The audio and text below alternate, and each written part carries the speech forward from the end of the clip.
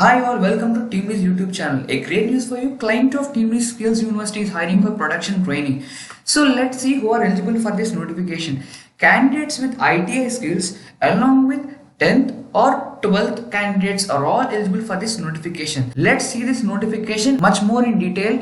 And before going for that, freshers, all candidates who haven't done any job are all eligible for this notification with these skills. So here they are saying that we have opening for leading textile manufacturing company based out of Punjab location. Our client is looking for candidates with ITI in Fitter, 10th pass or 12th pass. So the selected candidate will be deployed in NEEM Trainee through TeamLease Skills University and will get stipend of rupees 7,500 rupee. Here they are also clearly saying that necessary insurance policy and will get canteen food for free of cost, and bus facility is also free of cost, which will be provided by the company. So what will be your designation? Designation will be production trainee in textile manufacturing plant. So coming to the job profile, it will be on industrial safety, usage of measuring instruments, power tools and hand tools, selection and usage of chain pulley block. So coming to the salary part, as I told you earlier, 7,500 rupee you will get a stipend. But if you are from 12th class, you will get 10,000 rupee in hand.